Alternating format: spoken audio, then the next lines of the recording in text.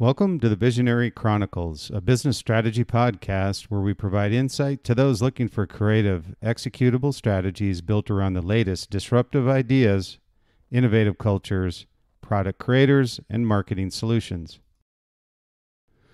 Welcome to the Visionary Chronicles. Today, we're going to talk about a previous podcast that I had done in regards to product and innovation, the pipeline of innovation, and how this is built, how companies ride this innovation pipeline.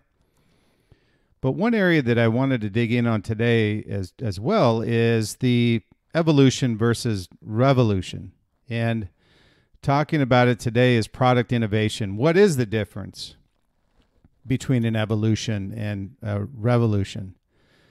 And from a pure dictionary standpoint and defining these two terms, and I say this, not normally that I would do this, but I say this because it kind of gives us an idea of what is the difference between these two, so you can kind of convey this to your team. I do this all the time with design in the teams and brands that I work with. If I feel there's meaning in a word and really gives to the crux of what it is all about and how it makes a point of difference, is that evolution, by definition, is gradual. It's a progressive change versus a revolution, which is a sudden, complete change. It really gives you a definition of the difference between these two when you talk about product innovation and the difference between a revolution and an evolution. And the great thing is that you can't have evolution until you have a revolution. We talk a lot about breakaway technologies, building this pipeline of innovation. But if you are only evolving, you are an imitator, not an innovator. So if you're going to innovate, you need to find a way through a breakaway design, something that puts you not just steps ahead of your competition, but literally sprints you generations ahead of your competition, where you've got a year to 3 to 5 years before your competition would even think about catching up to you. And by design, you don't want them to catch up to you because you should be continually providing a revolution while that previous product is evolving. So the trap a lot of companies get caught into is that they have what I call, again, this one-hit wonder. And a great example of that was the Sony Walkman I talk about quite frequently, where they had a great product that was clearly revolutionary.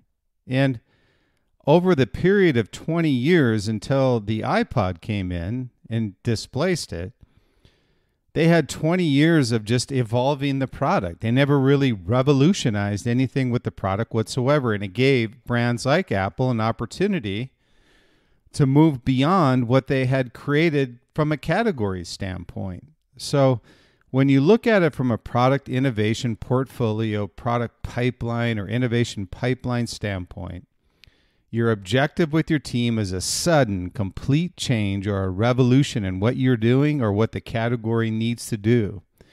And once you have that revolution, the great thing is you can surf the evolution for years, just as long as the understanding is you need to continually revolutionize the category and be a leader. You can only be a leader if you revolutionize in your category and you've built an innovation pipeline that everybody is anticipating in the supply and demand curve for the next release of your product that is truly revolutionary, a sudden and complete change. Now both of these are important.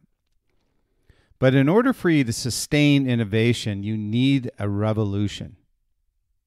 Sustainability is the key to leadership in categories, whether it's product or a service or whatever you happen to be doing, is you need to always have some type of revolutionary innovation in the pipeline. And once you have that, you've established it, you now have bought yourself some time in order to find the next revolution. And the trap sometimes that companies get involved with when they're building this revolution versus evolution strategy is that they think a product is a revolution when effectively it's an evolution. Now, this happens sometimes inside of companies and brands that I've worked with, Or 4 is that they are inside the 4 walls of their building thinking this is the greatest thing I've ever seen. But that is an individual, not a community. It has to be signed off on as your community that they truly feel like what you're doing is a revolution, a sudden and complete change in their lifestyle or adapting to a new way of doing things from a technological standpoint. So again, they're both important. But in order to sustain your innovation pipeline, you need a revolutionary product or service that allows you to evolve over a period of years or generations. But while that's happening, revolutionary products need to be in the pipeline. So I kind of broke it down into 3 simple words here. An evolution versus revolution. What does it mean? Well, it effectively means incremental versus creation. So when you're evolving, you're just incrementally improving your products, but when you're revolutionizing the category, you're creating something from scratch. Another analogy would be, are you going to make a better mousetrap, or are you going to make a new mousetrap? And so when you look at that, it's creating versus refreshing a product or a service that you have. So when I look at a revolution and you're talking about a brand or a company that aspires to be revolutionary to not only the industry, the community, but also those working inside the 4 walls of your building, what does this look like? I mean, what would be a classification of you can put the flag up that says you're a pirate, that you're a revolutionary brand? And I put a few here together for us to discuss. And this is, again, a lot of questions that I get asked when I'm working with companies or brand was, well, how do you build an innovation pipeline? Well, the first thing you have to understand is, are you revolutionizing your category, making something new, or creating a brand new category altogether? That's very revolutionary. Or are you taking a current product and or adapting a product that's already on the market to have it serve or perform a little better? That's just an evolution. You haven't really revolutionized anything in your category. So make sure first and foremost, you understand the pure definition of incremental versus creation. And that is the definition of revolution versus evolution. So I put a few points here that we could discuss, and you can kind of feel from these if you have a brand, a company that is truly revolutionary. The first is that product inspiration comes from revolutionary designs. And I say inspiration because when you're talking with your design team, when you're going through the ideation process, are you coming up with some concept that's completely new, or are you coming up with something that's a better mousetrap? So inspiration comes from creating things that are new, things that are revolutionary.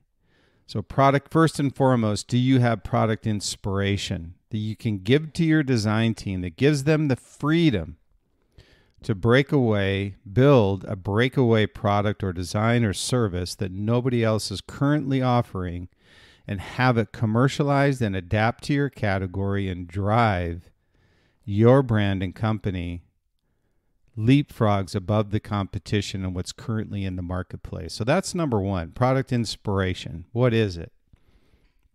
And the second thing is, if you are going to evolve, you need to have a revolutionary product in the first place. It's basically drawdowns versus breakaway. And we talk about drawdown products, which are valuable, very valuable. Everybody, even Apple, has products that are drawdowns. On the supply chain curve, you've got the early adopters, the innovators, and then you've got the late majority where they're actually purchasing previous generations. And those are effectively drawdowns of revolutionary products.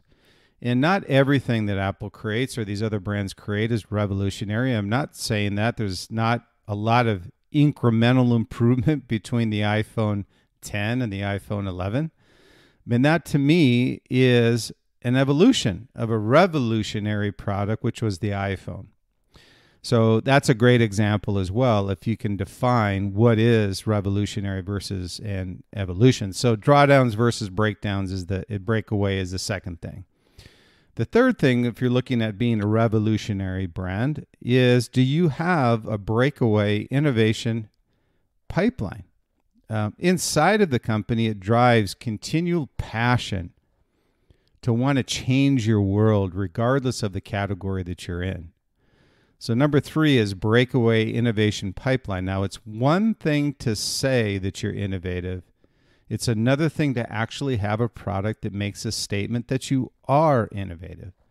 So this is what I talk about with on point 3 is this breakaway and innovation pipeline, and being able to build that and be able to maintain that consistency of revolutionary products. Now, you can't always will a great revolutionary product, but you can certainly have a process in place that defines what your objective is, how your ideation process is embracing failure, embracing risk, but also with the understanding and expectation that you need to be able to build the product that's commercially viable. So there has to be a balance there between, hey, I'm a revolutionary brand and never bringing any product to market, and as a result, no revenue. So you need to have a balance there as well, an expectation of commercializing the product and having it hit the market and being adopted. The fourth thing I'll say with the revolutionary company is it builds culture. What I mean by that is that the passion around a brand and the lifestyle that you have, if you are an apparel, footwear, or a lifestyle company, is the product itself. And so when you build a culture, you have people wearing products, you have people performing in your products, and the only way to do that is to have a revolutionary culture. And so people have an anticipation of the next great product versus you imitating somebody else. So you have brands out there that will imitate these leaders of their particular category, but there will never be the loyalty to those brands. Now, they may purchase a lower priced product that may have similar performance characteristics, but doesn't have the revolutionary culture that, let's say, a Nike has. Now, there's products out there that knock off Nike all day long, but Nike has gone through this revolutionary phase of being able to not only revolutionize the industry, but also have loyal athletes wearing their product day in and day out and trusting that the brand will continue to evolve, but then it will always continue to revolutionize in their category. That's part of their brand culture. It is ingrained in their teams every day from the top down. So that's number 4, is that revolutionary brands build culture in the anticipation of this next great product versus someone that's imitating. And the 5th is innovation versus imitation. And this is a big one. I put it as a point here, but I talk about if you're not innovating, you're just imitating. And it's really kind of drills down to being revolutionary versus being evolutionary. Now, you can be innovative brand as long as you've got a revolutionary culture and it's embraced from the top down. Now, if there's a consistency around the company where all they're doing is evolving everything that is out there within their category, it's effectively an imitation culture. So always be innovating.